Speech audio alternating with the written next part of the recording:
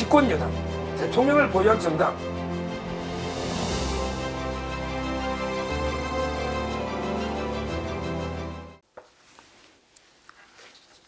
안녕하십니까. 이번 주제는 이준석 개혁신당 대표와 양양자 한국의 희망, 오늘 합당을 공식 선언했는데, 이 문제와 그 다음에 앞으로 이낙연은 어떤 선택을 하는 게 맞는지, 어떻게 될지 예측과 그 다음에 제가 이낙연에게 드리는 고언, 이걸 살펴보겠습니다. 오늘은 이준석하고요, 양양자 두 명인데 합당을 공식화했습니다. 어떻게 발표했느냐? 먼저 양양자는 뭐라고 했느냐? 저는 2016년에 정치권에 들어오면서 이렇게 말씀드렸습니다. 오늘 열심히 살면 정당한 대가와 성공을 보장받을 수 있는 사회를 만들어야 한다. 스펙은 결론이 아닌 자부심이어야 한다. 오늘보다 내일이 기대되는 사회여야 한다는 개혁신당의 비전과 양양자, 저의 초심은 같다. 이 말은 양양자가 2016년에 정치권에 들어올 때 뭔가 열심히 살면 정당한 대가나 성공을 보장받을 나라, 그 다음에 스펙은 결론이 아니고 자부심이 안 된다. 이런 꿈을 꾸는데, 이준석의 꿈하고 양양자 자기 꿈이 똑같다.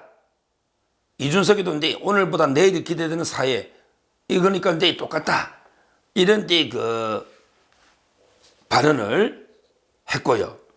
그 다음에 이준석도 입장문을 통해서 양양자 대표와 여러 차례 교류를 가지고 정책적으로 긴밀하게 협력을 해왔는데, 특히 과학기술 부분과 관련해서 이견이 없었고, 그래서 합당을 하게 됐다.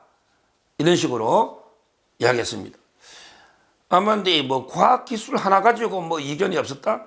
이것만 가지고 이 두 당이 과연 공당으로서 같은 비전과 가치를 공유하는가? 저는 상당히 의문이 듭니다. 먼저 이준석에 대해서는 워낙에 많은 이야기 쓰이면 어떤 자인지 다 알 테니까 설명인데 필요 없죠. 이준석이가. 근데 양양자는 누구냐? 양양자는 여상로 가지고요, 삼성에서 상무 임원까지 된, 그거는 그 자체는 평가할 만합니다.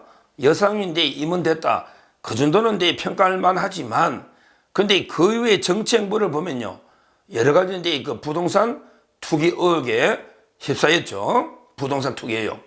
근데 무엇보다 양양자가 민주당에 쫓겨난 거죠. 스스로 탈당을 했지만 사실상은 출당당한 겁니다. 민주당에서. 뭐냐면 양양자의 외사촌 남동생이 있어요. 외사촌 남동생이 있는데, 근데 어떤 일이 있었느냐?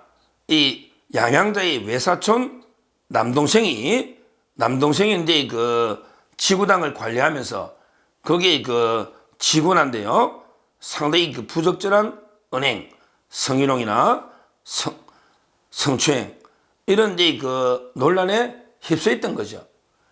그러면서 양양자는 조사를 해봤더니 자기 사촌 동생이라고 밝히지도 않고 처음에는 그냥 조사했더니 성폭행은 없었다. 이런 식으로 해가지고 피해 성한데 오는데 2차 가해, 이게 논란이 됐습니다. 아니, 성폭행만 강간만 없으면 이게 다 무죄입니까? 그러면 이게 성희롱이나 성추행은 범죄가 안 됩니까? 이거는 피해성에 대한 명백한 2차 가해 비유하는. 근데 나중에 보니까 외사촌 남동생이다. 이래서 당에서 제명을 하려고 했던 거죠, 민주당에서. 근데 제명이 되면 5년간 복당이 안 되니까 스스로 탈당해버린 거예요. 제명될 상황이 되니까 스스로 탈당한, 이게 바로 양양자입니다. 이런 양양자가 부동산이나 또는 성추행 이렇게 탈당했는데, 양양자가 무슨 우리 한국에 희망을 준다고 이름을 한국의 희망 이런 식으로 붙인 거죠. 저는 이준석이도 성상납 받고 공소시효가 지났는데 가로세로를 고소해가지고 무고죄로, 기소 의견 무고죄로 송치가 돼 있지 않습니까? 그 점에서 본다면 이제 비슷하죠. 어차피 이게 이준석이도 성상납, 양양자는 이제 성범죄, 어떻게 보면 이게 성범죄단끼리 합쳤으니까 이게 공통점은 제가 보기 그 정도가 공통점이 아닌가. 예를 들어 이제 이준석이가 떡볶이 방지법 만들자. 그럼 이게 양양자가 떡볶이 방지법을 찬성합니까? 그럼 이게 우리 기업인들은 대통령과 소통도 못합니까? 떡볶이 방지. 또는 이제 65세 이상 전부 무임승차 없앤다. 양양자. 그렇게 동의합니까? 동의하면 이게 양양자도 문제죠. 전혀 이게 나머지 공약이 전혀 맞지 않은. 그래서 이제 그냥 아마 둘 간의 이제 이해관계가 맞으니까 이제 야합을 한 게 아닌가. 이렇게 보이고요. 여기서 이제 낙동강 오리알 되는 게 한 명 있죠. 바로 이제 허은하입니다. 허은하가 이제 비례 1번 주구로 생각하고 거기에 따라 나갔는데 국민의힘의 비례 배지를 떼고 탈당했죠. 허은하가. 근데 만약에 양양자가 비례 1번 가버리면 완전히 이거는 허은하는 또 뒤통수 맞는 거죠. 이준석이한테. 완전히 양양자 비례 1번 이래버리면 허은하에게 밀려버리는 과연 이게 어떻게 될지 이것도 이제 상당히 앞으로 주목되고요. 여기서 중요한 게 지금 이 두 개가 합치는데 저는 이제 5개가 합치기는 어렵다고 봅니다. 지금 남아있는 게 아직도 이낙연당, 그 다음에 원칙과 상식 3명 의원들, 그리고 이제 금태섭 당이 있지 않습니까? 금태섭은 이제 의미가 없을 거고요.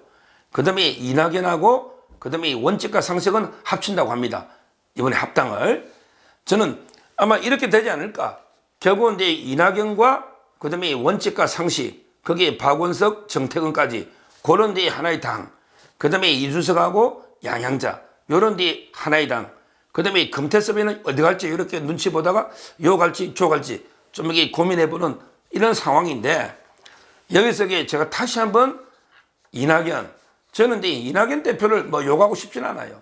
어차피 이낙연 대표는 이재명의 대항마기 때문에 제가 이준석은 심하게 욕을 해도 이낙연 대표는 이제 좀 잘 되면 좋겠다는 생각이 드는데 제가 이제 누누이 이낙연 대표께 고언을 드린다면 정말 이제 독자 노선 가십시오. 이준석이하고 손잡으면 진짜 이낙연 대표 정치 생명 끝납니다. 만약에 이낙연하고 이준석이가 손잡으면 지금 이게 여론이나 모든 나이나 보면 이준석 밑에 빨리 들어가 버려요. 그러면 이낙연 미래가 없어요. 절대 이준석 밑으로 들어가면 미래가 없어요. 그리고 오래 못 가고 반드시 깨집니다. 이준석이하고 정당회가 오래 간 사람이 누가 있습니까? 과거를 보면 미래를 알 수 있잖아요. 저는 그렇다면 이낙연 대표 그냥 좀 있으면 민주당에서 줄줄이 현역들이 나올 겁니다. 지금 이재명 친명들이 완전히 친문 의원들에게 다 잡아먹으려고 지금 대들고 있잖아요. 윤건영도 하지 마라, 기동민도 하지 마라, 임종석, 이인영 전부 찍어내려고 하잖아요. 그렇다면 결국은 친문재인 의원들에게 대거 탈당할 수밖에 없습니다. 그래가지고 힘을 합치면 호남이나 일부 수도권에 선전할 수가 있는 이런 상황입니다. 그러면 독자 노선으로 충분히 3당을 할 수 있는데 왜 이준석이 밑으로 가봤자 전부 도움이 되는 게 없단 말이에요. 저는 결국 이낙연 대표는 이제 선택의 갈림길에 있는데 본인이 이제 지역 출마할지 안 할지도 미지수죠. 본인은 이제 불출마를 했는데 자꾸 여러 사람들에게 출마를 강권하니까 광주에 나갈까 말까 상당히 고민하고 있는데 제 개인적으로는 이제 이낙연 이분이 광주에 출마해서 좀 바람 일으키는 게 좋아요. 지금은 이제 민주당은 어차피 호남의 지지율이 뚝뚝 떨어져서 호남에서 민주당이 지금 이제 아주 위기 상황입니다. 이럴 때 이낙연 대표 광주에 나가서 그냥 목숨 걸고 바람 한번 일으키면 호남에서는 이제 상당히 선전할 수 있다. 호남이 왜 이재명이를 왜 밀어주겠느냐고요. 이런 식으로 독자 노선으로 광주 출마하고 이준석하고 관계 단절하면 충분히 이낙연 대표는 재기 기회가 있고 오히려 이제 이준석이가 미화가 되는 이런 이제 상황이 될 거다. 그래서 이제 다시 한번 정리해 보면요. 일단 이제 오늘 양양자하고 이준석 이렇게 먼저 합친 거 보면 전체 5자 완전한 빅텐트. 빅텐트는 이게 거의 어렵지 않을까. 그러니까 이제 뭐 스몰 텐트 요 정도면 이게 텐트도 아니죠. 스몰 텐트 요 정도로 갔는데 앞으로 이게 전체적인 통합은 쉽지가 않다. 공약도 다르고 공천 문제가 있기 때문에 통합이 쉽지 않다. 제가 누누이 말씀드렸고요. 그 다음에 이낙연 대표에게 쓴소리 한번 한다면 굳이 이준석하고는 이제 아예 쳐다보지도 말고 완전히 그 독자적으로 호남 중심으로 가면 충분히 민주당과 싸움이 될 수 있다. 이렇게 조언을 드리면서 지금은 이제 그 양양자와 이준석 이 당은 이제 그 성비이당, 성비위 이거 외에는 이게 전혀 공통점이 없기 때문에 저는 이제 그 파괴력도 없고 그리고 이제 그 올해 통합이 지속되기도 어렵다. 이렇게 결론을 내리겠습니다.